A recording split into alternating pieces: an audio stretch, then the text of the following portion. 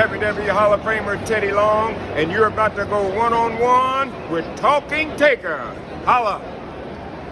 All right, creatures of the night, and everybody out there in the Pod Street crew, welcome to Talking Taker, episode number 239 of our encyclopedic exploration, dig up the career of the greatest professional wrestling character of all time, The Undertaker.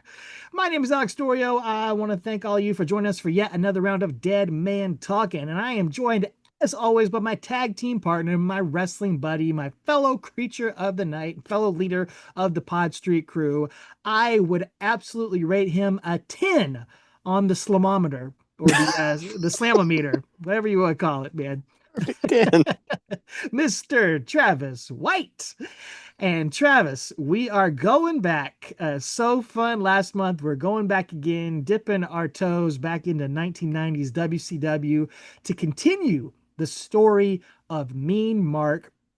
We're going to continue his rise here in this, brief but impactful run, important run in his career. We're going to cover the next month and a half or so of his run. Got a big main event of our podcast, but a big feature match on a Clash of the Champions against somebody we didn't really talk about ever on the Talking Taker run. He's one of the rare superstars in wrestling history that we didn't really touch on in Undertaker's career. Yeah. Flyin Brian Pillman. So excited to hear what you think about that. But we got to start this off, Travis. We got to do some corrections here, and we need to pay our respects to Ray Gunkel. Oh yeah, we got Gunkel on that. We got Gunkel last month, man. Whoops. So if you listened last month, we on commentary, I think it was Terry Funk on commentary, talking about the Undertaker's big new move, the Heart Punch, and he talked about the history of it, and he was saying, JR, I saw Ray Gunkel got hit with that Heart Punch, Ox and he Baker never got up. Yeah, by Ox Baker, and we joked about that. We laughed about that. We were like, does he mean that he killed Ray Gunkel? Right. What is he talking about? Well, turns out breaking news. We are not the wrestling historians that we thought we were. Yeah, it turns out he died. He did. Yeah. That is a true story in wrestling history. Ox Baker used this Heart Punch move, and Ray Gunkel literally had a heart attack, got punched in the chest, and died in the ring. And I don't know why that hasn't been a Dark Side of the Ring episode yet, but I mean, what a story. Yeah, after we recorded that, then you sent me that link. I was like, oh boy, like this. I feel a little bit bad, but it's still. I don't feel bad. I don't feel bad. We got Gunkled though, but yeah, we Gunkled that up big time. We did. But why have we never heard that before? Like, I just feel like that should be something that's been talked about. Seriously, I probably know every other wrestler has died in the ring, but yeah, Ray Gunkel never came up. So man.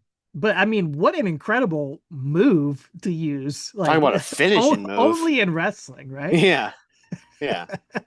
Would you take a move that actually killed a man and make it this storyline? Yeah, it's crazy. Truth is stranger than fiction, they say. Yeah, you wouldn't see that nowadays. No. But a lot to talk about here. We're gonna go through, as many of his squash matches, televised matches that I could find of Mean Mark through May and June of 1990, including a big Clash of the Champions match with Flyin Brian. Also a very big behind the scenes move, not really behind the scenes, but I guess kayfabe behind the scenes of Undertaker Mean Mark transitioning managers that was teased a bit teased a lot on commentary that we talked about last month. So we'll talk about that evolution. In case you don't know, it's a pretty major person who plays into Mark Calloway's career and history. So that's going to be fun to talk about. But before we get into all that, got a lot of fun things to talk about here. We got a lot of fun things to talk about in our monthly Undertaker sightings. For real. For real, The Undertaker himself is back. Plus, Travis and I have some fun stories to tell about our adventures in wrestling in real life, some shows that we've gotten to go to. But before we do that, I want to shout out our sponsor for this month's episode. I want to shout out the folks over at tpublic.com because I am sporting. I came in, I didn't have it last month, but I got the new Pod Street Crew, little motorcycle gang, motorcycle patch logo, rocking it on this sort of a vintage wash shirt. I really like how it came off there. But that's available over at tpublic.com. I got mine for like, I think it was $18, man. Like it was, of course, yeah, classic TeePublic sale. If there, yeah, I get 7 text messages a day from them. Like, here's this for sale. Here's this for sale. So you can turn those off. Oh, I know. I just like to see what it is. So yeah, I could unsubscribe. But in all seriousness, if there's not a sale today, they'll probably just hold your breath for a couple minutes and there'll be another sale. You can get stuff for really good prices on there. So well, I guarantee you, this episode's coming out July 1st. There will be a July 4th sale. Oh, without question. So if you have been wanting one of these bad boys with the new logo, hey, look great on a tank top. I know it would look great on a hat. I wear my Take Her Easy hat all the time. It's a great hat. It would look great on a sticker if you just want to put that logo on a water bottle or on your car or something like that. Go over to tpublic.com. We'll put the link in the show notes. You can pick up this logo. You can pick up the classic Take Her Easy logo. You can pick up the old school, the other Pod Street Crew logo. Any of our stuff over there. Bury me softly, brother. Bury me softly, brother. Hey, it's relevant again. King of Gong style. They're back in Saudi and Rusev's back. Yeah, it's all. That's right. It's Rusev Day too. Yeah. Yep. It's a Rusev Day. Yeah, it's Rusev Day. Code probably for TeePublic. So. That'd be great. Yeah. But everything you buy, it helps support the show a little bit. It puts a couple pennies back in our pocket. So we appreciate it. And we love to see your support. We love to see you rocking your Talking Taker merch wherever you go. And hey, The Undertaker hasn't been seen again out in public. So maybe he'll start doing some of these Dead Man shows again. And the offer always stands. If you get a picture with The Undertaker wearing any sort of Talking Taker merch, we will happily send you a special, one-of-a-kind, unique gift. So keep that in mind out there. If you get a tramp stamp, we got something extra special for you. If you literally get a Talking Taker tattoo, we all got tattoos at Royal Rumble weekend. Yeah. Mine lasted about 10 seconds before I goofed it up. Put my Talking Taker hoodie on and got it all fuzzy. You live, you learn. You just got a special edition of it. I did. I got the ghost background. So yeah. Well, we got to talk about the Dead Man first because he's making news. The uncle? Oh, sorry. Not that Dead Man. We already discussed it. Oh, he did that. May he rest in peace. Yeah. R.I.P. Ricky. 6 Feet Under, The Undertaker's podcast, is back. We had been talking between ourselves. I think we talked in our group chat, like what happened to it? Is it dead? What's going on with it? And there it came storming back. Now 6 Feet Under with The Undertaker. Yeah. Not with Mark Calloway because it's officially under the WWE brand. Yeah, it is sponsored by Fanatics. So yeah, it popped up randomly. His co-host is his wife, Michelle McCool. So don't know what happened to Matt Lytle. Are they still friends? I don't know. I've checked out I'm trying to snoop. I checked his Instagram out. He just makes weird videos. So I don't know what's going on, but who knows? But yeah, definitely. I'll say this, episode 1 had a different feel, obviously. I think they'll settle in. They quit being so cute about messing with each other as husband and wife, and they'll just get to like stories and interviewing people. But first one was what it was. First one of any podcast is always kind of awkward turtle. So, but yeah, they mentioned some folks at the end they want to get on the podcast, and I'm like, dang, if we can do that, let's do it. Let's have it. So I'm talking in wrestling and just like in real life, like actors, sports people, like all kind of stuff. So it'd be really cool.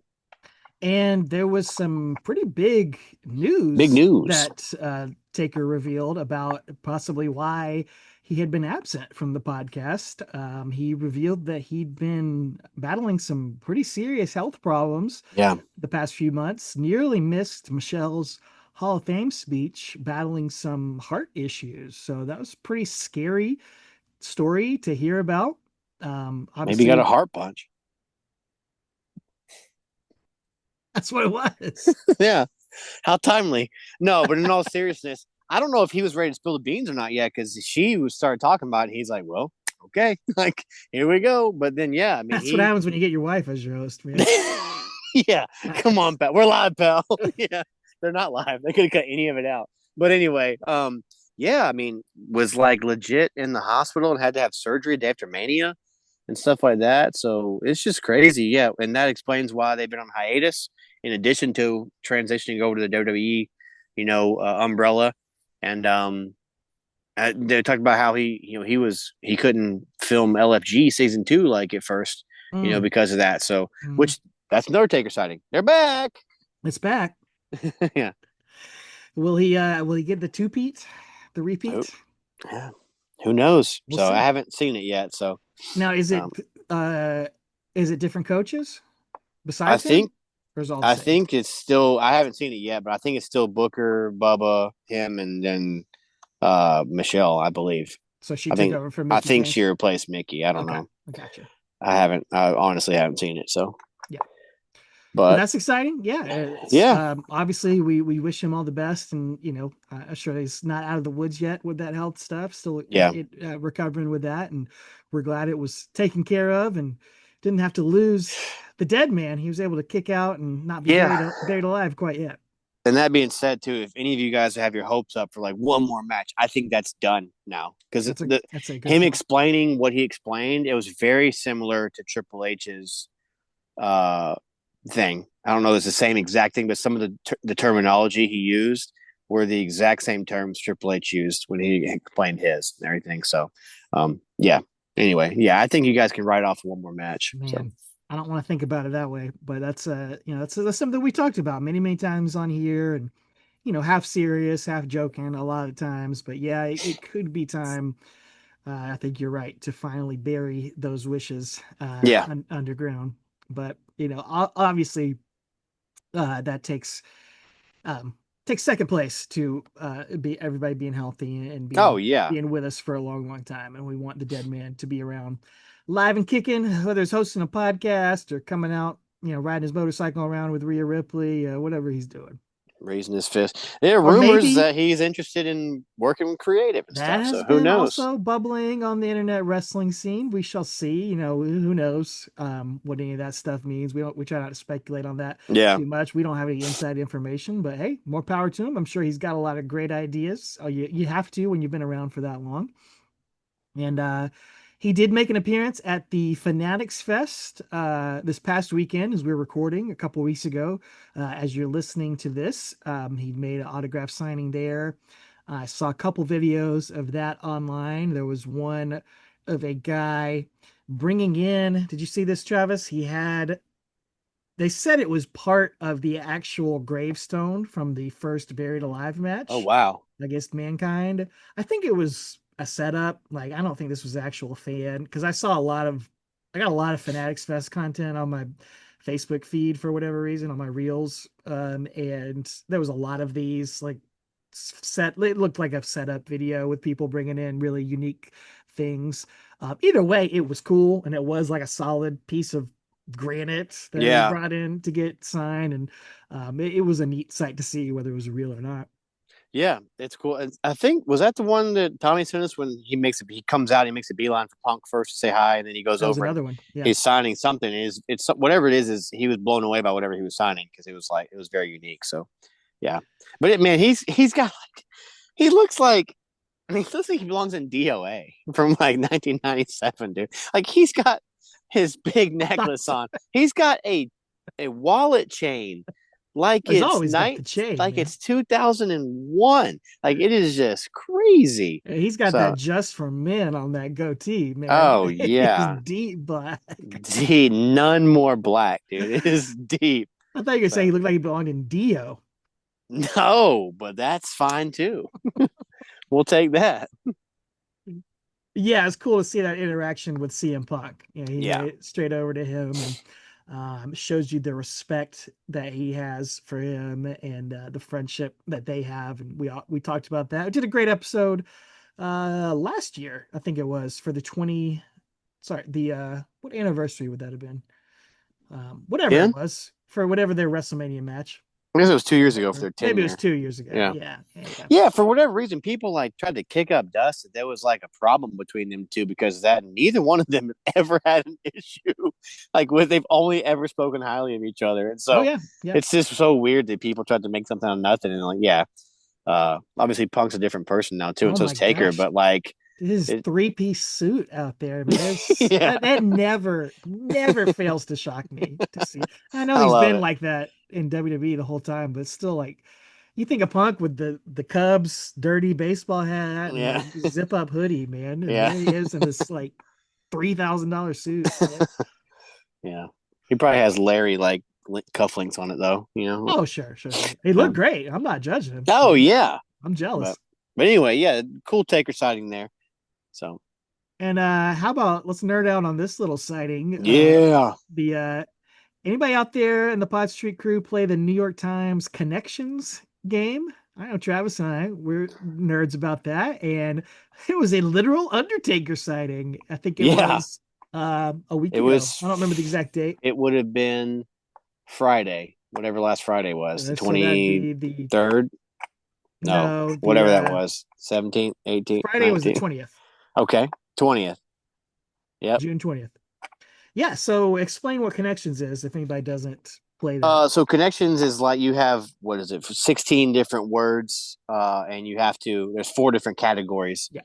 basically, and you have to connect the words in a way, like group them up as just how they're similar. So, for instance, this one said Hitman, Undertaker, Snake, and Rock, but those were mixed in with the other 12 words. Right. So, and there's a lot of red herrings to try to throw you off. This one, straightforward. So, yeah, so this one was, wrestlers with the word, the or something. Yeah. So some of the connections are very obscure. But anyway, yeah, Oh so my even my gosh. mother-in-law got it. She's like, Ah, name some wrestlers, like, because she saw Undertaker and Rock, and she was like, is there a snake? Is there a hitman? And I was like, yes, ma'am. So she got it. So yeah, that was very fun. I showed it to my wife. She plays too, and she also got it on the first try, so that was great. good. What is your least favorite type of connections? Like what is one that comes up that frustrates you every time? Because I have a very specific one. Oh, I hate it when it'll be like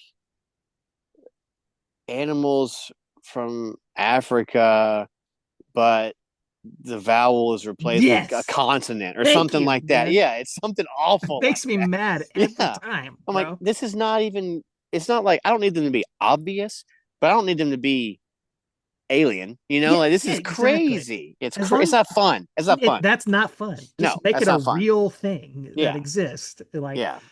guy, it makes me mad every Yeah. time. It's awful, dude.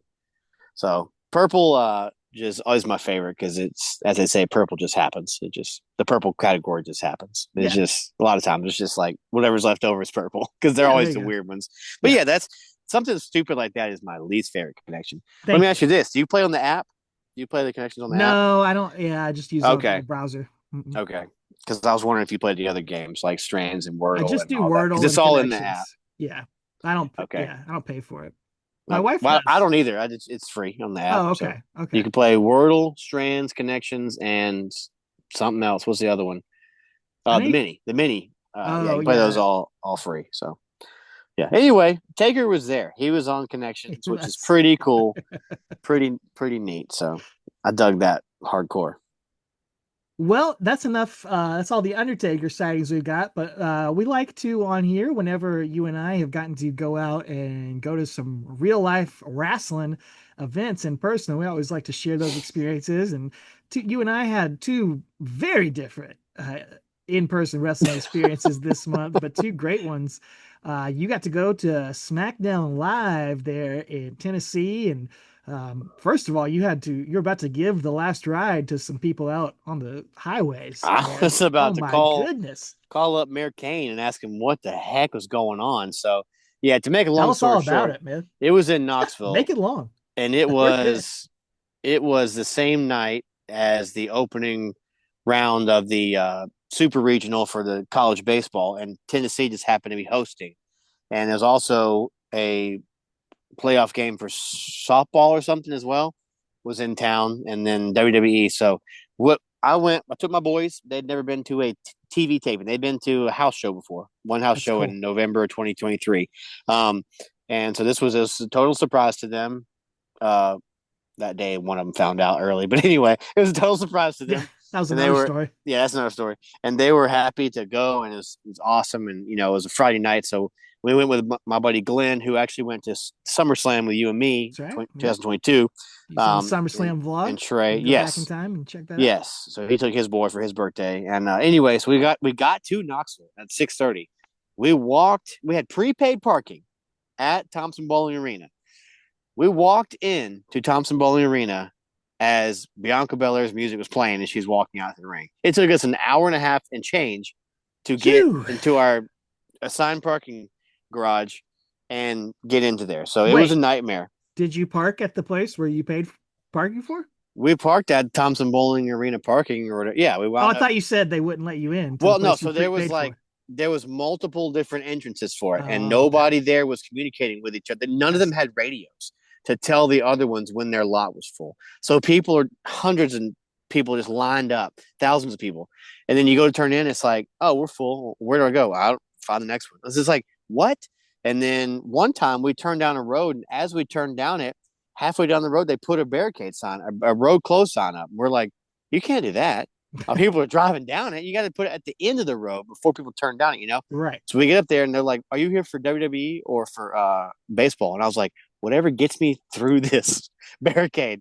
They're like, no, which one? We're like, WWE. Like, oh, we got to turn around and go back. I'm like, oh my gosh. Like, what are you kidding me? You gotta be kidding me. Yeah, so we didn't get in line. Trey, our buddy Trey, who's been on the podcast here, he wanted the John Cena UT themed garb, but we did not get in there early enough to get that. Didn't get early to get merch at all because merch line was wild and out when we got in there. So, but it wound up being fun, a good show, very frustrating getting in. But once we got in there, very, very good time. We didn't miss anything. Like I said, Bianca was walking out, so that was fine. We got to hear them sing Rocky Top, which I didn't mind to miss because I'm not a Tennessee fan. But anyway, great show. Surprise. I had a feeling, but my boys didn't know that like Jey Uso and Logan Paul would be there. So that was a big surprise for them. And at the time, that was R-Truth's last match. Until he got fired the next day or that Sunday morning, I guess it was. Yeah. Or not, whatever's real or what's not. But yeah, that was he had a match against JC Mateo or whatever it was, I think it was. And then that was his last match at the time, we thought. So that was kind of neat. But yeah, really, really cool experience, really fun show. We had a good time.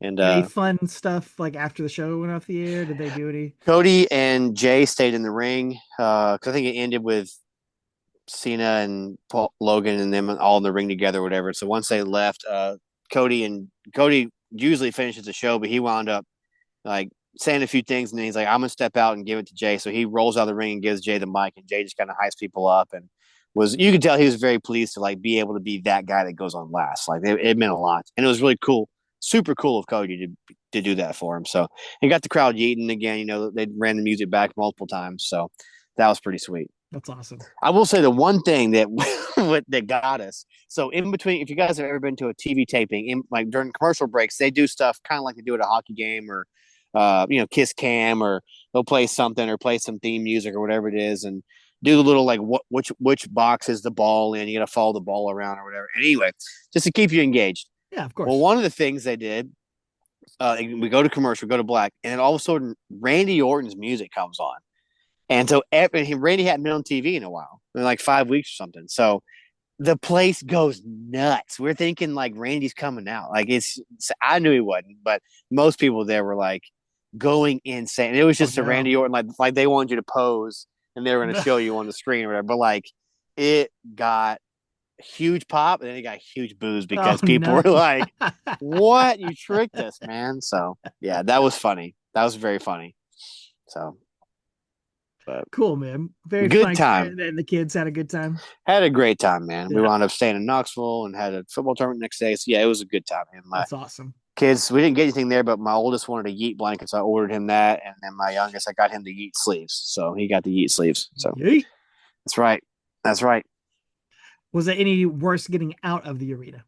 No, getting out, totally fine. Okay, that's all good. Totally fine. All good. Yeah. Getting in was a nightmare, but getting out was totally fine.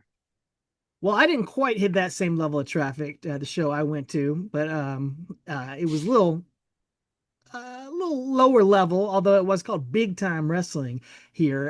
It was in ET Spartanburg, Dub. South Carolina, about 25 minutes from here. And I'd seen it advertised on Facebook. They run shows kind of around the Yeah. country, I Oh guess. yeah. And it's an indie company, but they, use that name a lot. And they usually bring in pretty big names for stuff. Big But they, time. man, I'll go through the whole card in a minute. But the reason I wanted to go and I decided I wanted to go early on was Bret the Hitman Hart was going to be there. And man, the older I get, I mean, I've always been a huge fan of Bret Hart. Always been in like my top five, but I think the older I get, the more he climbs close up to number one for me, and the more I appreciate him. And I just thought it'd be awesome to get a picture and an autograph with the Hitman and get Yeah. to shake his hand. So I got my brother-in-law Dan to go with me, who lives here in Greenville, and he's not like an active follower of wrestling, but he grew up on it, and Sure.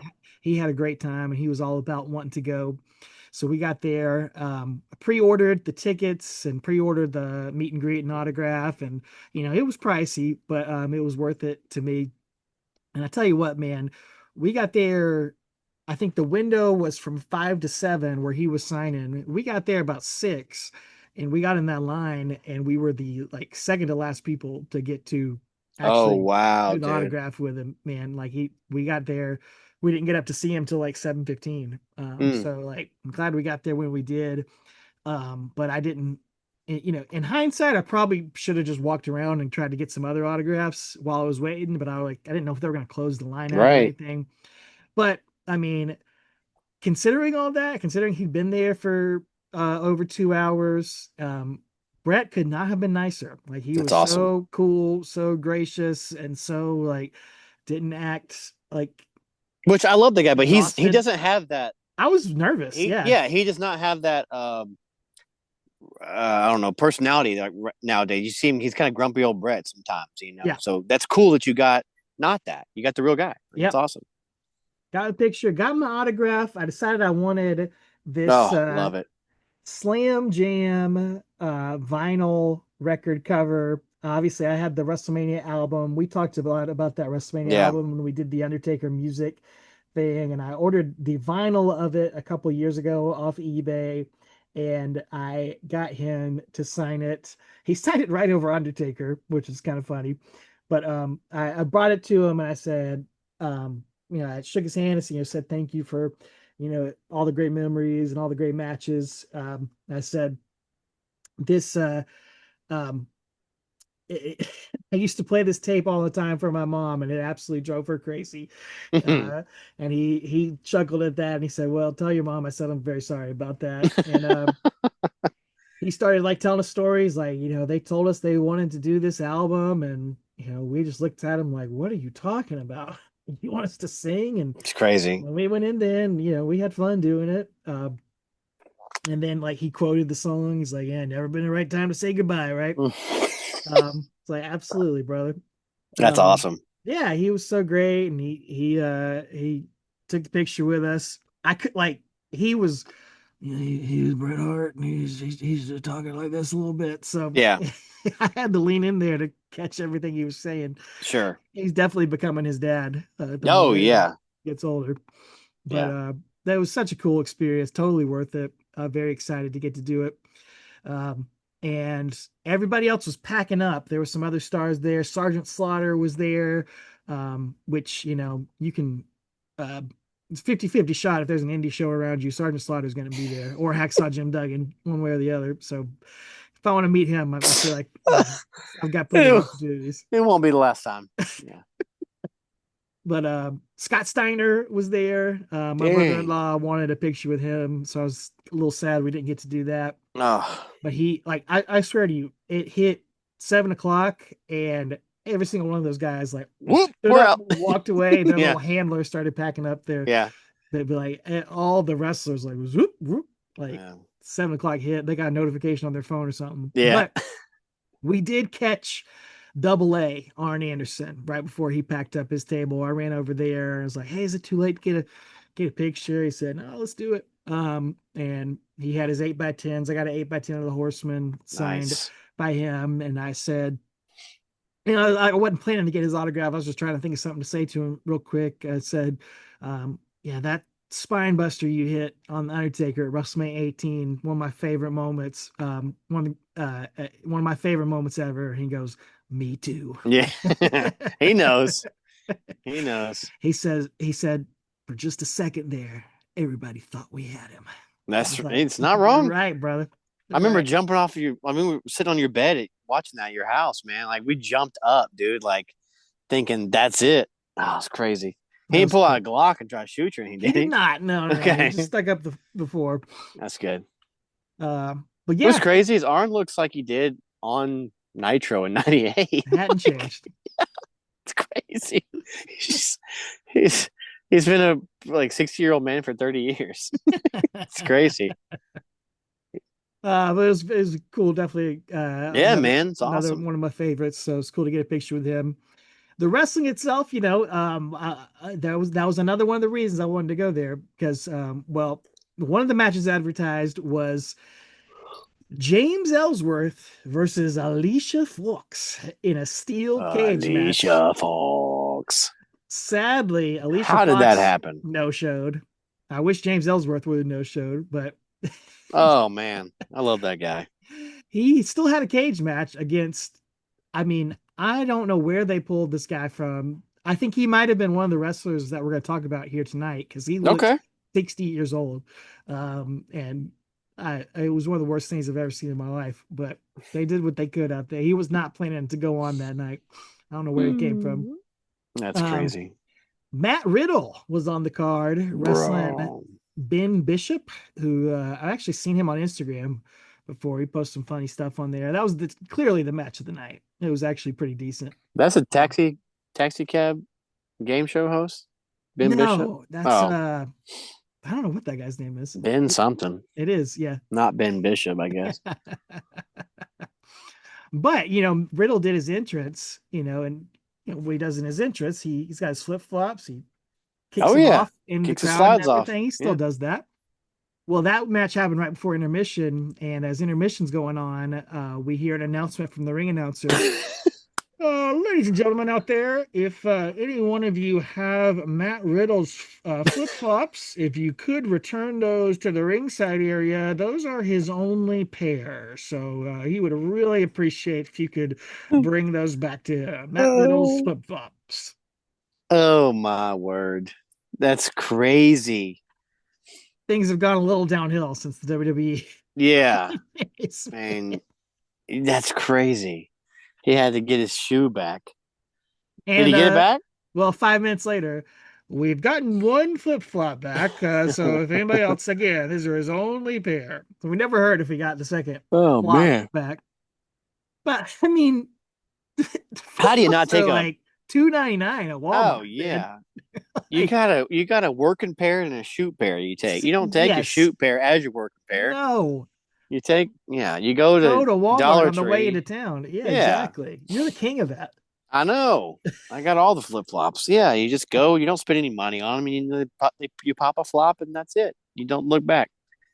Kick them out into the stands at Felt bad for the Spartanburg guy. and let it go.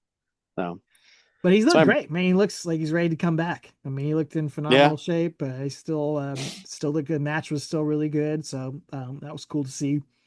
And but the main event, that is another reason I wanted to be there. I'm sad I did not get a picture with these guys. I really wanted to, but maybe another time. But I did want to see them work, and I want to say I've seen these guys wrestle because somehow I never seen them wrestle.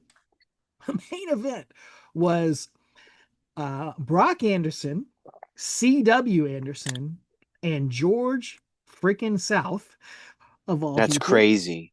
in a steel cage against Ricky Morton, Robert Gibson, and Kerry Morton, the Rock and Roll Express.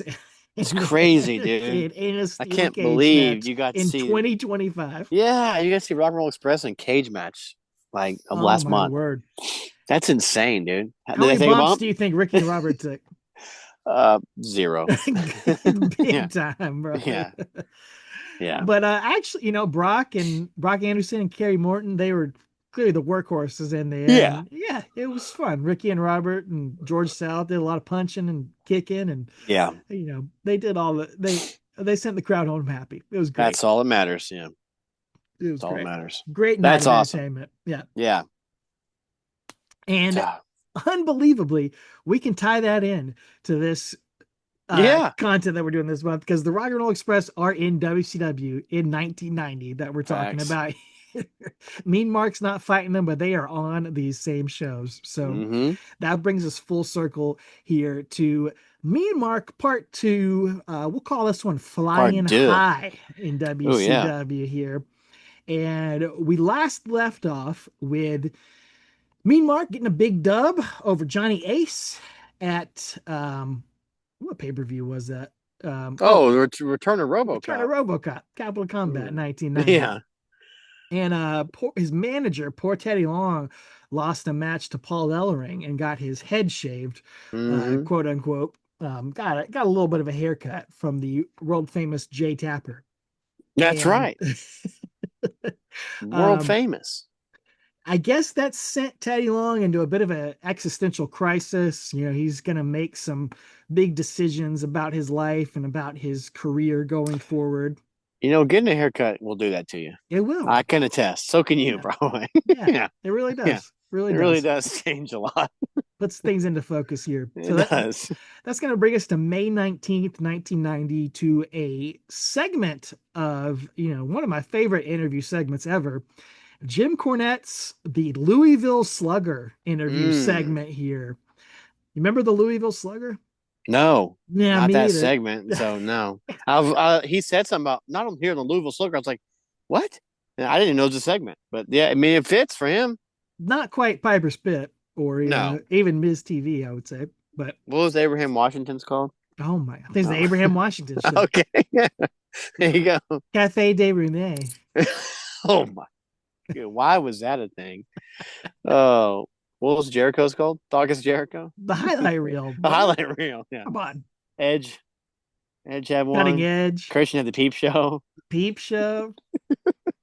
Carlito's Cabana. Carlito's Cabana. Yeah. The Miz TV. There's a lot.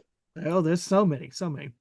Well, his guests are going to be none other than me, Mark, and Teddy Sugar Ray Long. Sugar Ray. What's your favorite Sugar Ray song? Probably Fly, for sure. Yeah. So that's the easy heard every morning on the radio the other day, and I was like, yeah, but like it's just not. It doesn't. Fly's good, man. All around the world, statues come for me. Who knows how long? Yeah, it's good stuff. Great song. It's got a little scat part at the end of it. It's good stuff. Oh yeah. Which didn't you have that album? I think you did. I had the second album with Every Morning.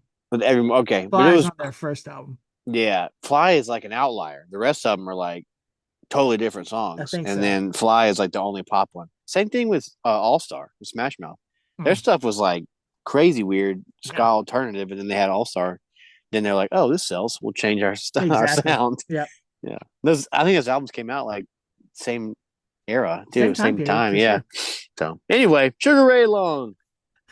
Well, Teddy says he's not here to talk about the Heart Punch tonight. He's got an announcement so big that the CNN cameras are here. So a little synergy with the Turner companies right here. And you know what? You're not role playing it because he wasn't looking off into the Teddy cam like he had been. He wasn't. No, he knew where to look. He wasn't for this night.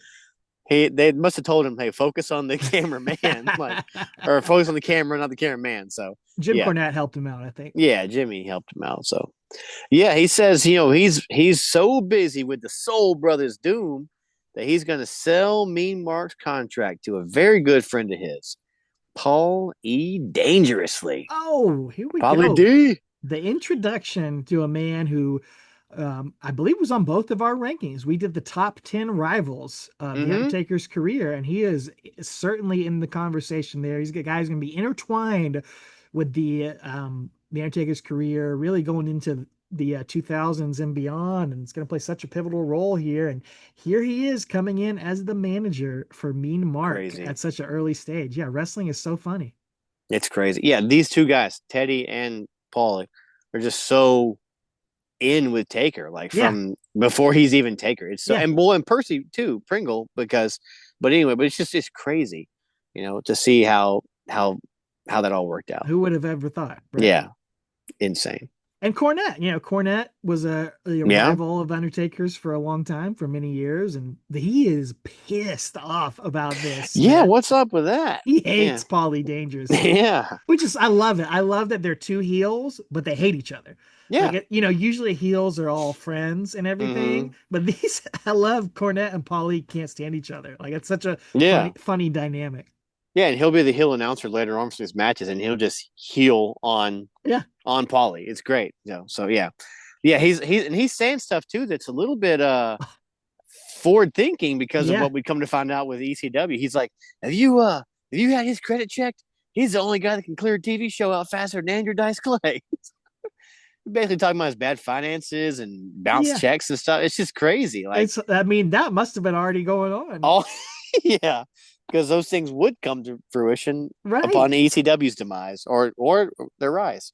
So It's hilarious. He's like, I hope you took cash, Teddy Long. yeah. And Paulie comes out there, he's all strutting and confident, and he's not as sweaty as he is nowadays, but No. he comes out there, he says he threatens to kiss Jim Cornette's mama, and Cornette's like rearing back to punch him, but Mean Mark gets in his way, and Paulie, he calls out all the top guys. He says, not Lex Luger, not Sting, not even the Steiner brothers can stop Mean Mark, and that he's going to be the next world champion. Yeah, high praise coming Oh, from yeah. Paulie Dangerously there. So Cornette says he hopes Teddy took out. Well, I think you already said that, but yeah, he says, I've heard of being bit by a snake, but never being bought by one. So get him one last little dig in there. So Cornette's great. This whole he's episode, awesome. we're gonna Oh talk. yeah, He's got some great lines in here. Cornette is fantastic. He I'm is a loving it. great talker. So yeah, the Paul E era begins, Yeah. and he's gonna have his first match being managed by Paul E Dangerously on Worldwide Wrestling the next week, May 26, 1990, against old Denny Cass. Not I've Mama been waiting. Cass. I've been waiting to talk about Danny Cass on here, dude. It only Denny took Cass. 247 episodes or whatever. What a You said name. Denny Cass, what you wrote in your notes. Timu Dan Severn. That's what this guy Exactly. looks like, man. Exactly, dude. Yeah. Mom, can What's we have like what Dan I ordered Severn? from Oh, what I we got ordered. Dan Severn at home. You want Dan Severn? I want Dan Severn, Grandpa. That's too dang bad. Yeah. You're getting Denny Cass. Yes. Oh, poor guy, man. Dude, DC is gonna go down hard, man. Oh, So he goes down hard and fast. Mark kind of takes his time taking off his chaps and his vest. He hooks up with Denny here and then just kind of shoves him down to the mat. Poor Denny tries a shoulder block, bounces off of Mark, and then Mark just Mark punches Denny. That's it, man. Oh, and as he's pinning him, he has a great line here. Mean Mark, he's trying. He's trying to feel himself. He's trying to show a little charisma, and he looks in the camera and says, "Take a good look, because it don't get no better." And then Tony goes, "Wow." Tony Schiavone, I don't know if he just woke up or if he's hungover. He does not care about this match. No. He is so bored during this match. He could not care less about Mean Mark. Yeah. He's just like, wow. Yeah. Not his best performance here. I hope Mean Mark took Denny out to Denny's afterward. For sure, he went to Denny's afterward. Yeah. Yeah. So, basically it was just a hard punch and it's over. That was it. But again, talk about how to get a move over, Yeah. And I will say it's interesting. So you talked about it a little bit. Mean Mark really he does a slow walk to the ring here, and which is normally what we saw him do with Teddy Long. He kind of struts to the ring and takes his time getting in there, and that's going to change a lot. We're going to see a lot more intensity from him going forward. I guess it's a Paulie Dangerously thing. He's going to get into him here. Because a few days later, on June 2nd, 1990, he's going to face legendary Larry Santo. Larry Legend. Larry Santo. So yeah, like you said, a change of pace literally here because the pace is about to pick up, and Mark kind of just rushes to the ring. He's not getting paid by the hour here, boys Nope. and girls. He gets out and just boots Legend Larry Santo down Poor guy. immediately. He hits that big leg drop and hits a sort of Undertaker like cover. He doesn't like Yeah. fold the arms, but he kind of pins him from that angle there for a little 2 count. And Corny, Jim Cornette, he gets my line of the night here. I got to give it to him here because, again, he's just ragging on Paulie the whole match. He has a couple other good lines, but my favorite was, I couldn't warm up to Paulie dangerously if we were cremated together. Which is funny. It's funny. And also the Undertaker type stuff. It's just crazy how this stuff all ties in. Right. Yeah, that's a good line, man. It's a good line. So, yeah, after that, Mark's going to hit diving clothesline as JR is hyping up the upcoming show in Anderson, South Carolina. Oh, man, that's just a few miles down the road from it me is nowadays. Yeah. That family, that my mom's family is from there, some of them. Yeah, so, crazy. So, Paulie Cornette gets another line out here, too. Camera shows Paulie on the outside, and Cornette's like, do you ever wish he would have a stroke? Good Lord. You can't say that, man. Oh, that's super awful to say. Have you ever just wished he would have a stroke? It's just crazy. Well, Main Mark, he hits the heart punch and, doesn't quite give Larry Santo a stroke, but sends him into convulsions. And then he's going to finish him off with that big rope walk elbow, which is going to get a new name here in a couple matches. And Cornette, again, this is a Jerry Lawler joke right here. Oh, yeah. He says, I'd like Paulie to move next door to me. By the way, I live next to a cemetery.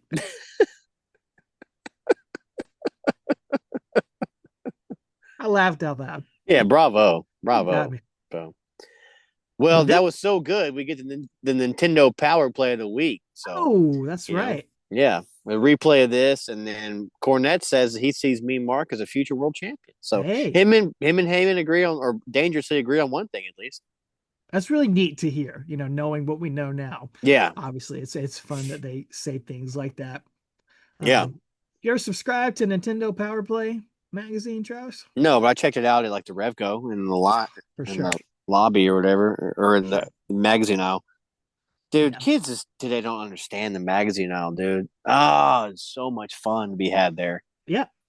You used to look forward to going to the store with your parents. Oh, I'd be like, can I go to CVS with you? Or whatever it was, Revco in our town. But can I go to Eckerd with you? Whatever it was called. And it's like, why? Because I want to stand there for an hour and a half and look at all the magazines. You didn't need to buy them. You just stand there and look at them. Why would I spend $4.99 on this so I can read it while I'm standing here? Yeah. And your parents would just leave you there.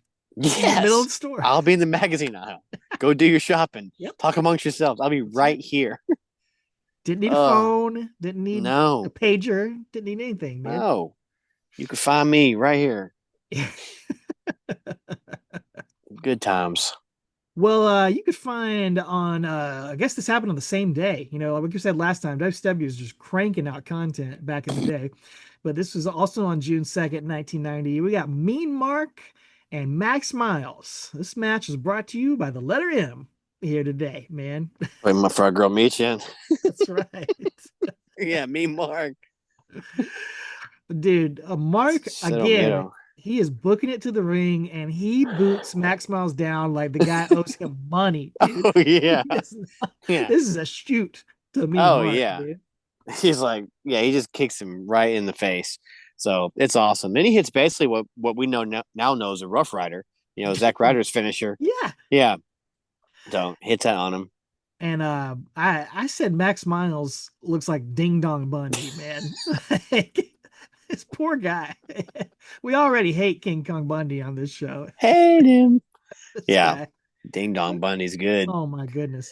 So elbow drop from Taker, leg drop, and he tosses Miles Morales out of the ring, or what's his name? Maximilian Miles. Yeah, Maximum Miles. Toss him out of the ring. It's another big boot in the face. Then he hits, delayed suplex. So an actual wrestling move. It's not punching and kicking. And I said in my notes, like I say like Mean Mark hits a big elbow drop, he hits a big boot, he hits a big chop, and like I noticed I was writing that every time, and I just I think it needs to be said how much just oomph and power Mark puts into Mm-hmm. everything that he does. Like I really want to stress that he's not just like hitting these moves. He is going up when he hits an elbow drop or a leg drop, and he is Yeah. putting power between every one of his strikes. And like I think you're really seeing him develop that confidence and that presence and that star power that's going to carry him throughout Yeah. his career. Would you agree? Oh, 100%, man. Yeah, he gives it his all. He's not phoning it in. You can't really see through his work, as Austin would say. As speaking of that, I watched before we started recording. I was watching a TikTok page of like just bad wrestling matches they just commentate over, and it was Mongo, R.I.P. Uh, and Brian Adams, R.I.P. Mm. At like Hog Wild 97 or 8 or Oh, something, and it was just, I mean, I was flabbergasted by how much they missed. It's like they both went out just wasted. I don't that's know what happened. that's the full Mongo experience right there. Yeah, dude. Speaking, I got to see him in the Pro Football Hall of Fame, man. His Oh, bust, that's it was great. awesome. Yeah. Yeah, yeah, yeah. So You sent anyway, us him and yeah, Lawrence Taylor. and LT, yeah, main eventer. So but yeah, it was just like I say, those are two pros, and they just have been wrestling for a long time. Well, Brian Adams had, but just you could see through everything they did. It was terrible, and then but this is Mean Mark Calloway at the beginning of his career, and you can't see through his stuff. Well, I It's mean, good. I It's brought up King intense. Kong Bundy. Like that's a guy like he Ugh. coasted on his size, and Ugh. like he would just be a big Ugh. guy and lug himself around the ring. Mean Mark was a big guy too, but he wasn't just relying on that. No. It wasn't like Great Khali. It was just like you know, Yeah. ugh, like Chop. yeah. Choppy choppy your He head. really put that effort into what he did. Oh yeah. Oh yeah. Um, Well, you know why? It's because he's so highly recruited, that's right? right. Yeah, MVP style. JR's gonna bring that up. Oh yeah, he's gonna bring the most valuable player in college basketball. Was me and Excuse Mark. me. Yeah. That's a Yeah. JR line right there. Oh yeah. Never let the Excuse truth get me. in the way of a good hyperbole. Second string at like some Division 3 school. Yeah. Yeah. College of North Texas or something. Well, we see some more, Taker-esque things here. He does some ref intimidation and talks down to the ref, and then he does some very Taker-esque choking in the Yeah. corner. So we're seeing little elements of the Undertaker character and move set come into play here as JR talks about how Paulie has been a blessing to Mean Mark, and he's brought up that level of intensity with Mm. him. Hits another elbow and then confidently picks up Max Miles after a 2 count to inflict some Yeah. more punishment.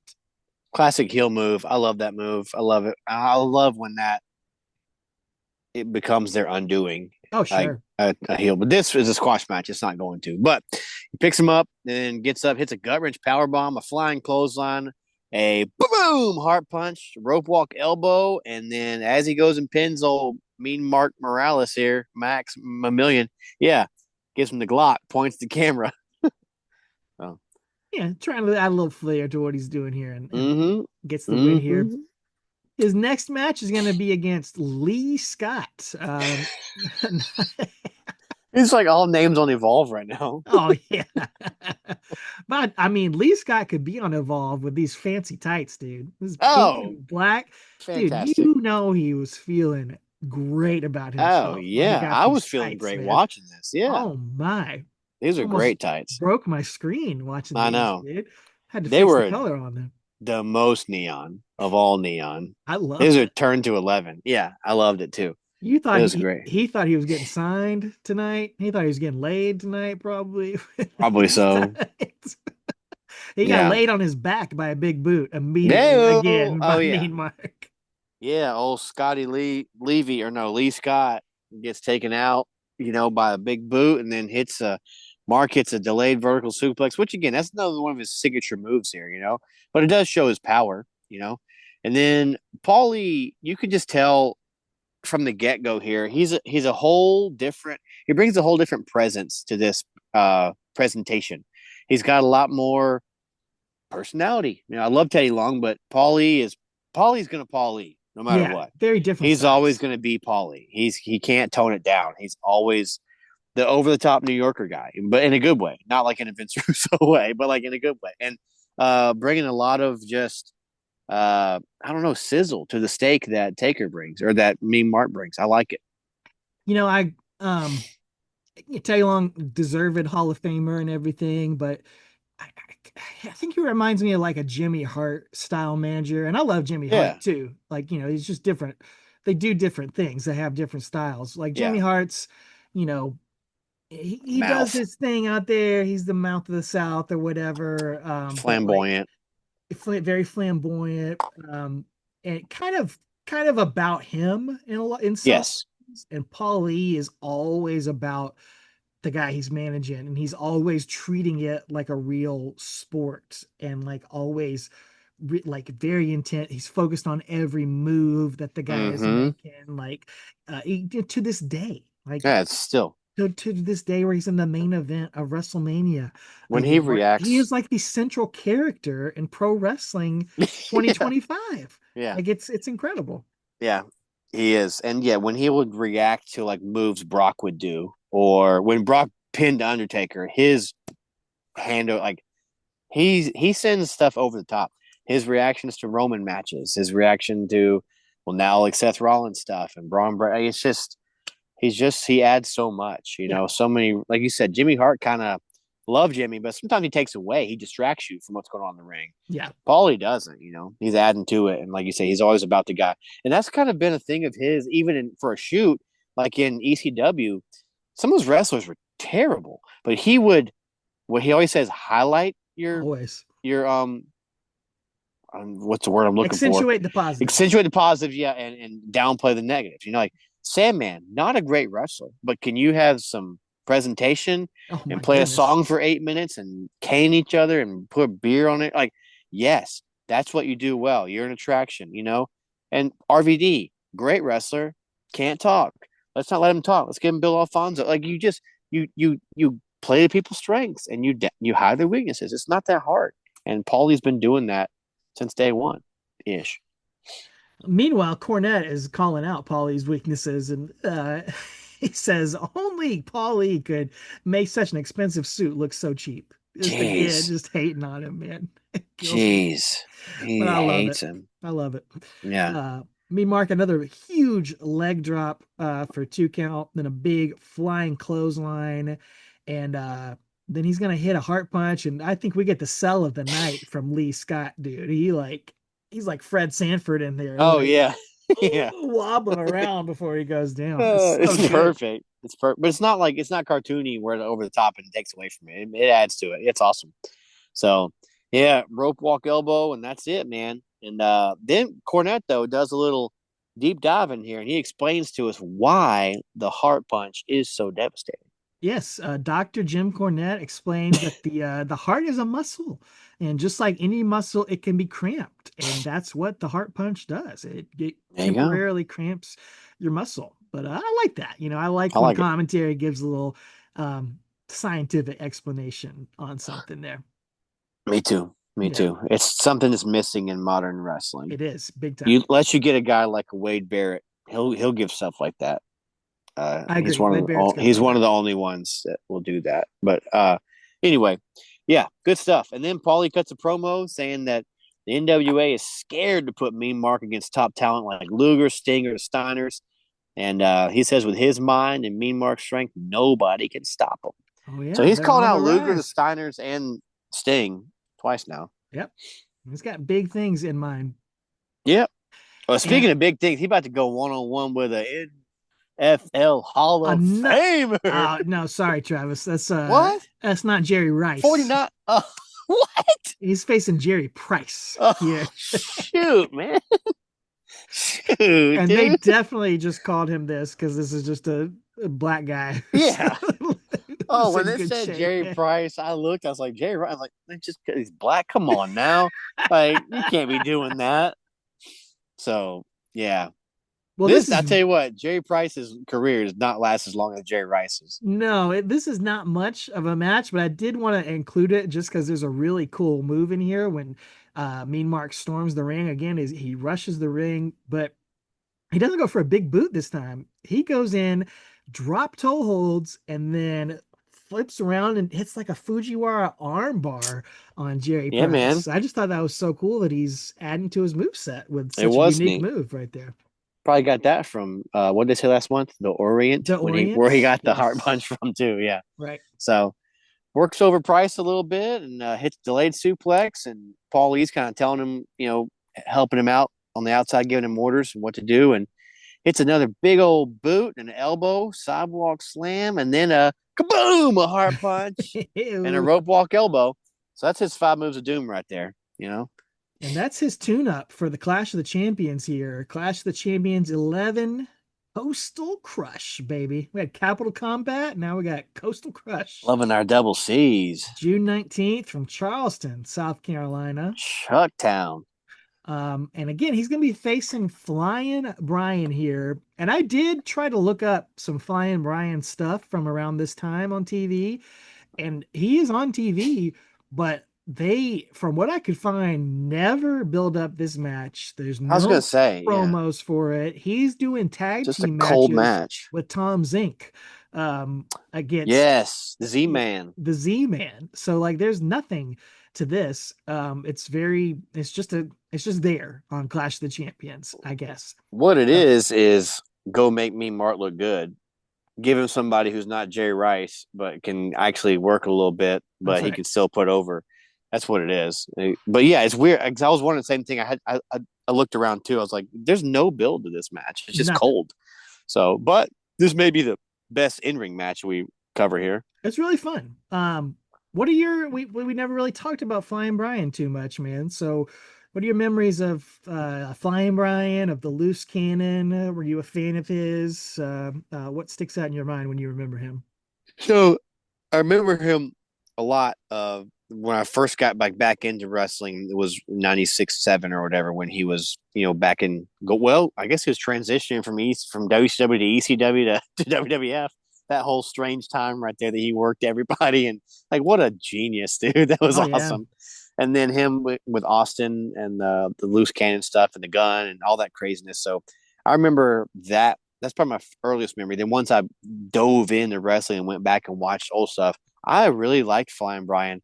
I kind of wish he had skipped out on going back to WWF and had stayed and been in the cruiserweight division, because to see him, I mean, who knows if he would have passed away when he did, but like to see him and like Ray and Hoovy and Psychosis and Jericho, stuff like that would have been Yeah. awesome, man. But I mean, he had his place in the Heart Foundation or whatever, but it would have been really cool if he did. It's one of those what ifs to me. Like, what if he stuck around him and Malenko, dude? Like, oh, are you kidding me?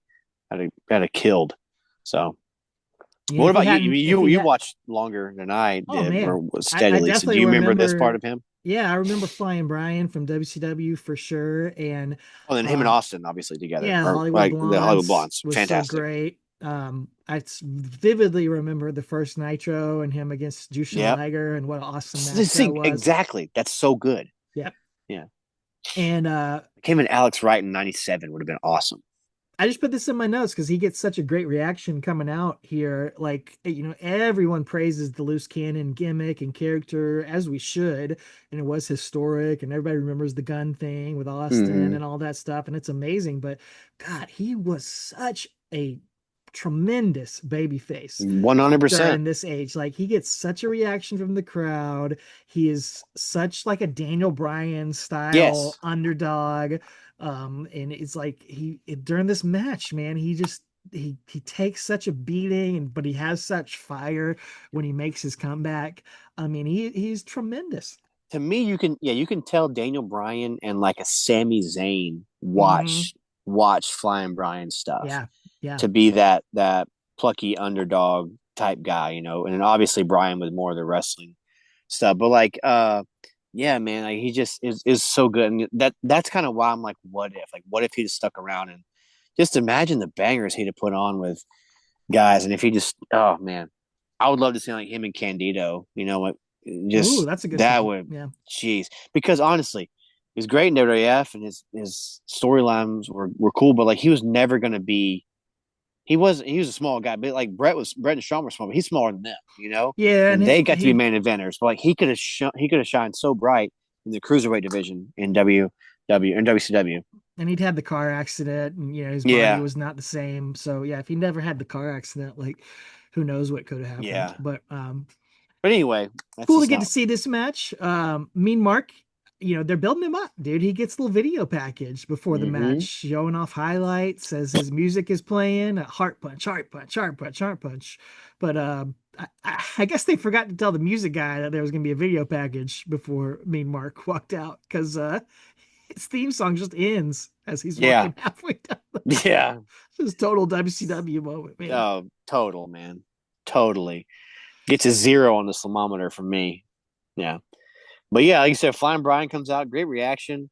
Uh, Brian is getting in Paulie's face on the outside. Mean Mark hits him with a clothesline from behind, which kind of spins him all the way around. So, again, classic heel move to start off from behind the babyface's back.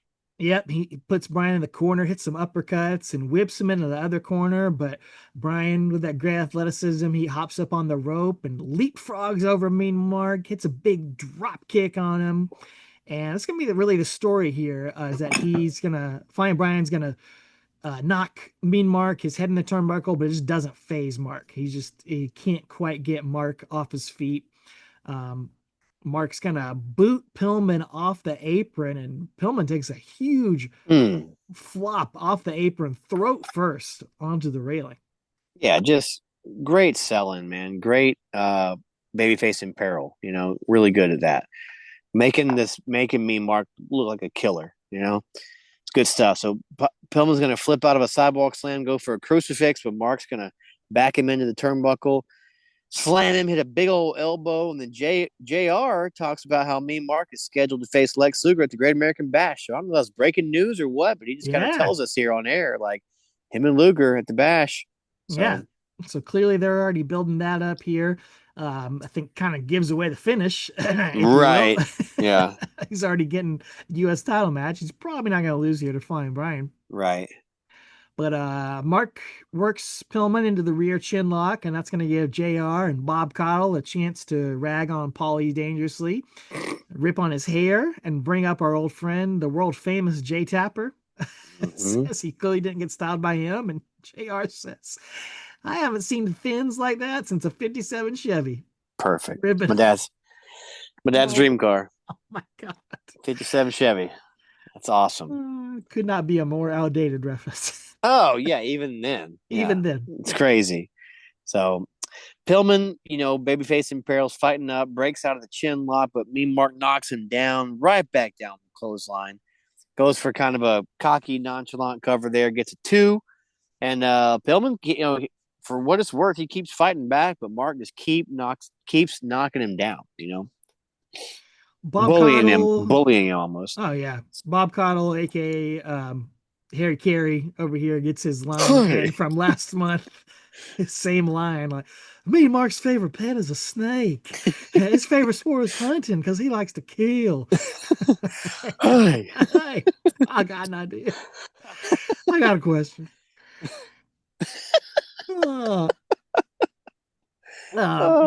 Mean Mark, he thinks he's so confident here. He gets a sidewalk slam, another sloppy cover, and Pillman kicks out. He's gonna keep fighting here. Whips Pillman into the corner, goes for another big Elmo, but Pillman moves out of the way. Pillman cannot knock Mark off his feet though. Nope. I don't think he's taken a bump this entire match. He hasn't left his feet yet. But Pillman keeps trying. Mark hits a big power slam, but Mark's going to miss the leg drop here and give Pillman a chance to fight back. That's the opening for the babyface to come back. So he's going to hit some chops and a drop kick, but Mean Mark will not go down. However, now, next up, Mark's going to toss Pillman over the top rope, but Pillman skins the cat, gets back in the ring, and the crowd just goes banana. Oh, it's great. Yeah. Yeah, they love that. He's going to fire up, Pillman is, and run up to the top rope. It's a missile drop kick and finally knocks Mean Mark down. And I swear to you, dude, you saw the crowd jump up on their feet. I love it. Like it's Sting winning the world title or something, man. I know.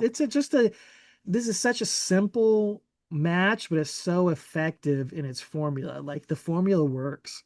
Yeah, it works every time. If Yep. the crowd's paying attention, this will work every time. If when the little plucky heel or And babyface finally gets the big mean bully heel off mhm. his feet, it means something. And Paul Heyman gets in on the action. He hops up on the apron and he eats a drop kick and gets knocked off. And unfortunately, we get a little sloppy Joe here in the middle of the ring. I don't know what happened, but they have to basically repeat a little Irish whip into the turnbuckle, and things get off the rails a little bit.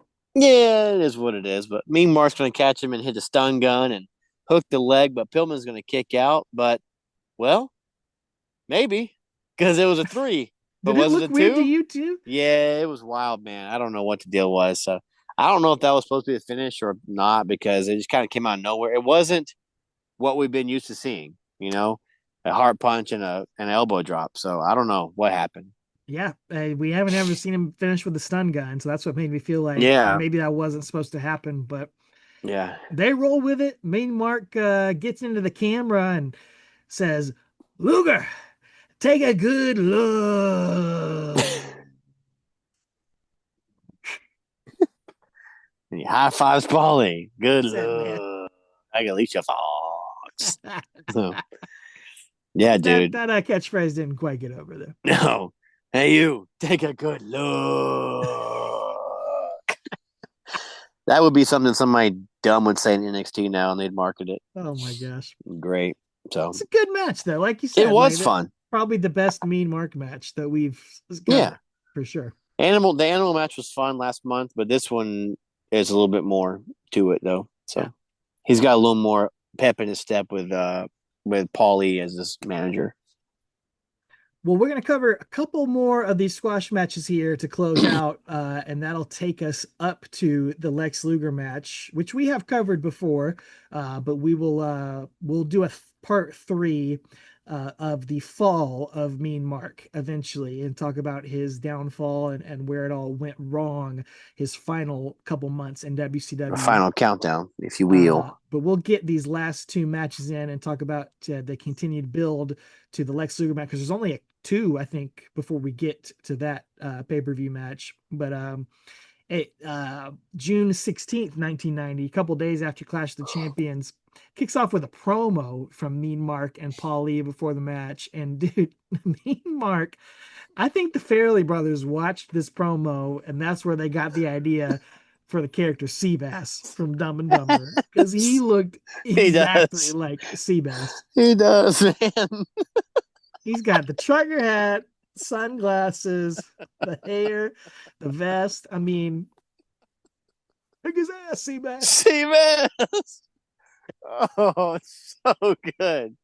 Dude, what an iconic character. Yeah, and it could have been planted from we like to give Taker credit for all kinds of things he started, in the WWF floor. And we'll go ahead and say that, yeah, like you said, the Fairley brothers were watching this 100%. and saw him, and that became Seabass. So, well, Tony Schiavone, a very young Tony Schiavone, baby face Tony Schiavone. He's there and Paul E comes in screaming that he hates Lex Luger's filthy, stinking guts. He wants the United States title, and he wants Lex Luger's carcass in the wrestling graveyard. Oh, graveyard, baby. Look at That's that. Right. Had to Big talk time. about that promo just for that line alone, right? Exactly. There. And for Seabass. And yeah. Shoo. Well, I also thought it was interesting here, this match. He's going to face Scott Williams here on the World Championship Wrestling. legendary. Yeah, the legendary. And Paul Orndorff is going to be on commentary here. The Mr. Wonderful. Mr. Himself. Wonderful. And they're alluding to a little match between Paul Orndorff and Mean Mark that did take place on some house shows that I saw, but never materialized into something on television. So interesting that they're talking about it here. I guess it could have been part of the plans at one point. Paulie does one of those little inset promos here. Mm-hmm. He compares Paul Orndorff to Jesus. And that's probably the first and only time that's ever happened. Yeah. I don't know what was going on there, but he said that Mr. Wonderful was dead, but after 2,000 years, he's the first person to come back and walk across the water. So I don't even know what that's talking about in reference to Paul Orndorff walking on water, but Well, Paul Heyman's not a biblical scholar, I don't think. that's true. That's true. L'chaim. Mean Mark's gonna hit it. He's gonna use that big meat arm bar that we've seen Meat. him use. Oh, armbar. Thought you said big meat. And Paul Orndorff on commentary calls Mean Mark a Neanderthal, but says Oh, he is impressed by him. but I'm impressed. Yeah. Yeah. So belly to back suplex, leg drop, and a 1 count. Hits a sidewalk slam, then the rope walk elbow, which now has a new name. It is called the heat seeking missile. Ooh, yeah. Fires a missile. Was that Timely E-Bomb's name there. World? Yeah. Oh, yeah, right. But yeah, would you have liked to have seen a Mean Mark Paul Orndorff match? No. Not a huge But Mr. it Wonderful fan. would have actually been a feather in Mean Mark's cap to have gotten Sure. it's a WrestleMania main eventer, So yeah, it would have been cool, I guess, but I wasn't really here. I never really have been a huge Orndorff fan. Now, the real guy in real life, bless his heart, he's in things kind of went south. But as far as I just never was a really big into Mr. Wonderful Paul Orndorff. But I really liked him in like towards the end of his career in WCW where in the Four Horsemen? No, he was with Paul Roma. They were pretty wonderful. Oh, And, yeah. and he was like, you could tell he knew he was at the end, and so he was just doing a lot of character stuff. Yeah. Like, he was okay with that. Like he was being the goofy heel. I thought he was really great. Yeah, that was fine at that. But yeah, I was never like a huge fan of his or anything. But I think I missed his heyday a little bit. Yeah. But our main event, our final match, if you will, is going to be Mean Mark against the dreaded Dave Reardon on WCW, June 30th, 1990. And Paul Heyman and Mean Mark going to cut a promo again. And dude, Paulie's hair could not be more wet. It's like he's bobbing for apples back. Oh my goodness. He got out. His hair is like slicked back to the side. It's the wettest mullet. He's probably, how old is he here? 23? Right. He is. Yeah, he looks like my dad now. Yeah. It's crazy. Well, I still don't look as old as he does here. And we're almost 40. He's heard that Lex Luger is going to have a problem because Mean Mark had a wrestling scholarship, a basketball scholarship, and a football scholarship. Did you know that? No. Fun fact for you. Incredible. Somehow he still didn't finish college. Yeah. He got 3 different things paying for you to go. Not sure about that one. Yeah. That's hilarious, man. So he says that that's not Lex Luger's problem. His problem is that Mean Mark is mean. Mean Mark was so mean. How mean was he? When he was 13 years old, he pushed his wheelchair-bound grandmother down the stairs. Oh, that's pretty mean. Spent 4 years in juvie. He's also insane, has no remorse, and likes to end careers. Yikes. And he also wants to take food off of Lex Luger's supper table. So that's like the least of his worries. Yeah. Bro pushed his wheelchair-bound grandmother down the stairs at 13 years old. It's almost like they took the Punisher Dice Morgan and the Texas Red story, like some of that stuff. And Master of Pain. And he killed some guys. Yeah. Brought it in there from penitentiary. Yeah. That's just the old school wrestling promo, man. Oh, yeah, it was. You don't see that anymore. No. But important thing to note out here is that Mean Mark, according Moving on up. The ring announcer, this is the first time I heard this, he has officially moved from Metropolis to Houston, Texas. Go Oilers. Had to get away from Superman, dude. Yeah, from the skyscraper days. Yeah, Lex Luthor and stuff in Metropolis. So get on down to the Houston Oilers. Well, Dave Reardon's giving Paul Lee dangerously a run for his money with that mullet, man. It is a beautiful. Oh, yeah. It's wonderful. Dave Reardon, I wonder, what he's doing now. Probably taxes. I think I he don't know. wrestled on this show against James Ellsworth. I think that might No, have you been saw Dave it Fury. might have been him. So, yeah, but this time on commentary, we get a guy we're going to dip back into from last month, Jr. and Tommy Rich, man. Wildfire. Tommy Rich, wildfire, and he's spitting some wildfire. He says that he looks like a guy at the biker bar that whoops everybody in there. Also Yes, he says does. that me and Mark probably eats mwah for breakfast. Bro, Yeah. I listened to this line on commentary no less than 10 times. Tommy Rich says, me and Mark probably eat the for breakfast. That's the best I could do to translate. I can't even come up with an idea of what he's trying to say. I don't know what the joke is. I don't know what. I got nothing. I wonder if it's men. Probably eats men for breakfast. That's the best guess I've heard. He probably eats mwah for breakfast. I don't know what that means. It's like, you know what I mean? I don't know what he's talking about. It's so crazy. I was hoping maybe you had some better translation. Maybe No. you spoke wildfire. Chat GPT might can tell us. Yeah. I'd like Chat GPT that just talks in Tommy Wildfire Rich's voice. Give me Siri the Tommy Rich. Yeah. That'd be Please. great. Oh, Well, man. But the match is nothing much to write home about. No, just had to Mark, talk about that. headlock. He shows off those wrestling scholarship skills a little bit. He does. Gives him a headlock, you know. Then Reardon ducks a clothesline, but Mark barely catches him, hits a sidewalk slam, and then is going to finish it off with the 1-2 heart punch and the missile. The heat-seeking missile. That's right. And that'll give us another Nintendo Power Play glove of the week, baby. He should put a Nintendo Power Glove on. Oh, that would have been a great tie-in. What a great product placement. Oh, what a missed opportunity. Yeah, dude. Did you ever use one of those? Oh, no. Nah. I mean, I think maybe a friend's house. Those things probably cost as much as a PS5 does now. That glove was probably $400 back then. They did nothing. For sure. They were terrible. Yeah. They didn't mean anything. Virtual Boy, favorite trash. NES game?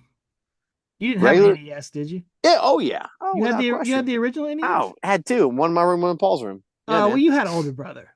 Yeah. We Super Mario 3 by far, and Excite Bike and Super Mario 3. Super Mario Bros. 2 was crazy. I did like that one, but Mario 1 and me and Paul played number 1 and 3 all the time. So Duck Hunt, played that, yeah. But Excite Bike maybe. Excite Bike and Super Mario 3, classic stuff, dude. Super Nintendo was my first system. But I didn't think I ever knew that. Oh, this whole time. No, you never had a Nintendo. No, I mean, I went to some friends' houses. I got it when I was 5. Yeah. When I turned 5, the Christmas after I turned 5, so I was 5 and 8 months.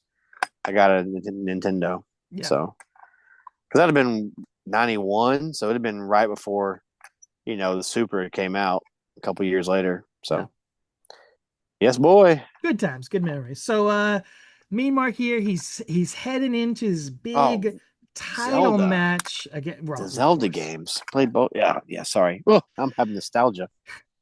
I had the Mike Turtles Punch Out. Oh, okay. Turtles 1 was one of the hardest games of all time. Yeah, Turtles. I thought that's what you were gonna say. So hard, so good. Paperboy. Yeah, I have so many. I didn't like Paperboy. I loved Paperboy, man. I didn't like Paperboy. Oh, come on. I wasn't a fan. But yeah, dude, there was so many good games. Good stuff. And Duck Hunt. Also had to go put it in there and get something else to hold your cartridge down. That was just universal. Yeah. It's crazy. Me and Mark headed into this big U.S. title match against Lex Luger here. We talked about last month. We definitely see him on the rise. How would you rate the state of his career here in WCW going into this big match at Great American Bash 1990? I'd say it's rising even more, because he's got a new manager, a newfound pep in his step, he's storyline made out of him by them selling his contract or whatever, and that's kind of cool. He's got a story going on, and he's just knocking bros out left and right with his heart punch and a heat-seeking missile.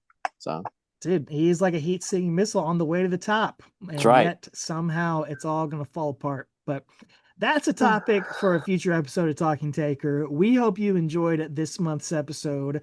Tell us your favorite Max Miles match in the comments. Yeah, Give us your dude. favorite Dave Reardon memories. Absolutely. What is your favorite Dave Reardon memory? Favorite Please. Max Miles match? Yeah, give us your Scott Lee, Jerry Price. Jerry Price. Yes. Hit us up at Talking Taker on your social medias, right here in the comments on YouTube or on Apple Podcasts or Spotify. You can leave us a review, leave us the 5 stars there. Head over to tpublic.com. Give us that 5-star frog splash rating.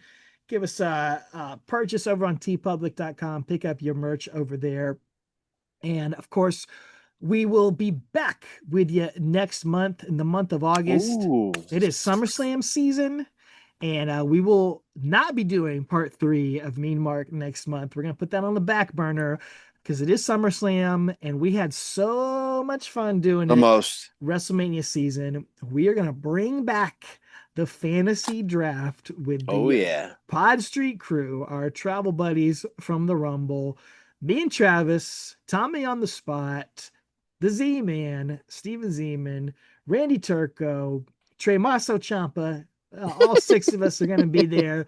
6-pack challenge. We're going to do the SummerSlam Ultimate Fantasy Draft. We're each going to draft an 8-match card of classic SummerSlam matches. Going to fit it the same qualifications. So we got to hit certain title matches. We're all going to have an Undertaker match, but we can't use any of the same superstars more than once or in the same titles more than once. If you haven't heard that WrestleMania episode, be sure to go check that out. One of my favorites. Absolutely. So much fun. Check that out before you listen to next month. I got to run the draft numbers here soon so we can all see what order we're going to be in. I haven't done my research yet. I've got a few things. Me neither. I got a couple in my head that I know are musts for me, but I really got to do my research. My Taker must is getting Canyon and DDP on there. True. You might be okay with that. You might could wait on that. But don't give Randy any ideas. I know. He's picking it, dude. Oh, Randy is going to draft the Undertaker versus Undertaker first round. That's coming off the board first for him. 100%. He can have it. 100%. It's all yours, Randy. But does that not count? You can only use one wrestler once on your card. So you can't use Brian Lee later. But can you not use the Undertaker versus the Undertaker? Oh, that's true. Or the mock Undertaker. And, who was mock that?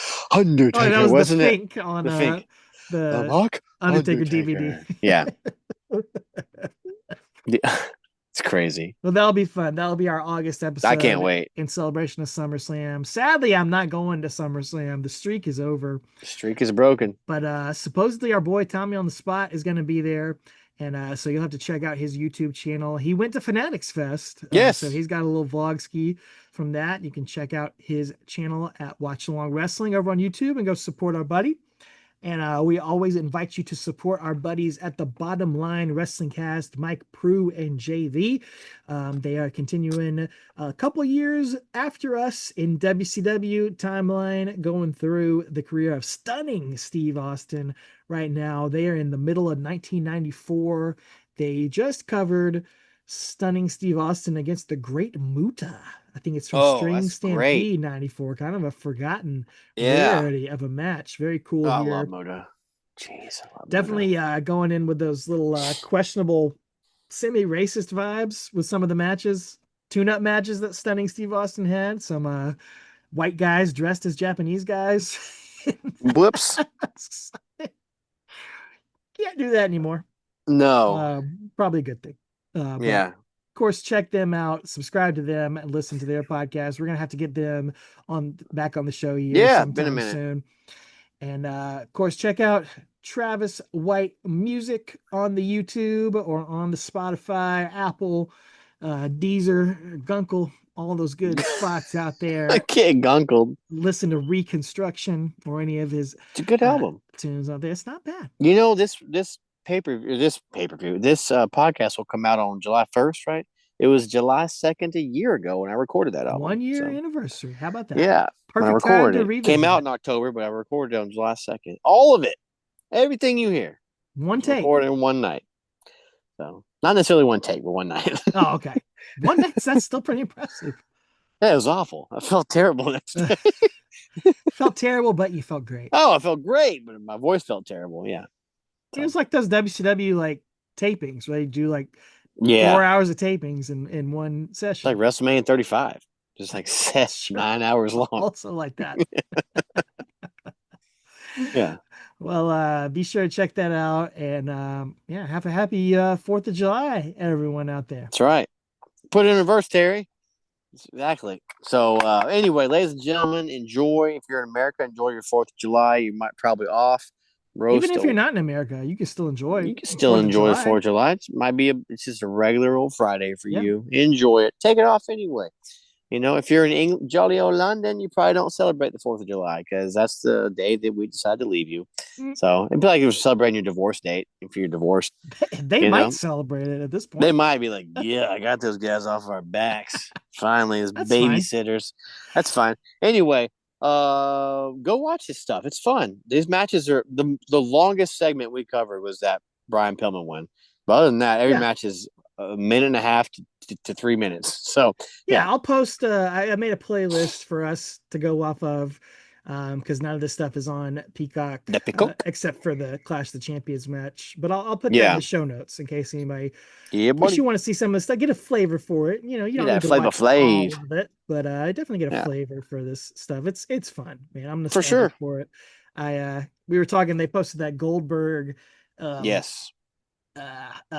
Mega first reel year or whatever on the Vault channel, and I enjoyed it because so much of it was Saturday Night Worldwide Pro stuff that's not on Peacock, and I just had fun seeing guys like Roadblock and Rick Fuller and Jerry Flynn, guys like that on there facing Goldberg. It's funny because like that's when I was getting in like back into wrestling was like when Goldberg was on those shows. Like I watched him from day one like that. I think that's why it meant so much to me to like be there when he beat Hogan. Cause like I was watching, Saturday night when he was beating Rick Fuller, or Jerry Flynn and all stuff like that. Later on, they'd have those same matches on Nitro, but, to build up the streak or whatever. But I was watching it from the beginning. It's just, I'm interested to go back and watch that whole playlist. I did not watch it yet, but I do want to see it. Well, what's your prediction in his retirement match? I think you're coming back. All right, you're back. Oh, there we are. There we are. I'm here. We got through the whole show. Yeah, I don't know if they heard that or not, but I don't know if they heard that or not. But try again. Okay, I think he'll be looking up at the lights, and Gunther's going to beat him. I think it's going to be a big spectacle, but Gunther's going to beat him pretty quickly. Honestly, not as quick as he beat Brock, but I think it'll be a fairly quick match. What about you? I mean, I hope that's what's going to happen. Who knows? Yeah, Goldberg booking is always. They always catch you off guard with that. But I just all I hope for is that he doesn't embarrass himself. Like I just want to see him hit a good spear, hit a good jackhammer that Gunther kicks out of, and I just don't want to see him get hurt big. or not exactly. Get winded or look sloppy. That's whatever happens. That's why I think it'll be short. Is fine. Yeah. I think it'll be short because they don't want him to get gassed and look bad. So he doesn't want to. It's his last match. So anyway, but enjoy all the Saturday Night's main events and PLEs and AEW shows and TNAs everywhere and TNAs on NXT and NXTs everywhere. There's all kinds of stuff. This summer is packed with wrestling stuff. This has been a crazy summer. Pay-per-views every 6 days, it feels like. So it's like WCW in 1990. Anyway, enjoy that. Enjoy this stuff. Safe out there, ladies and gentlemen. And was it cut down again? Oh, I was still talking. Maybe they can hear it. Anyway, stay safe out there, ladies and gentlemen. Take her easy. Take her easy. Oh, Take her easy. Take her easy. I just keep saying it. Take her easy. I think I got one of those. It's a B-roll.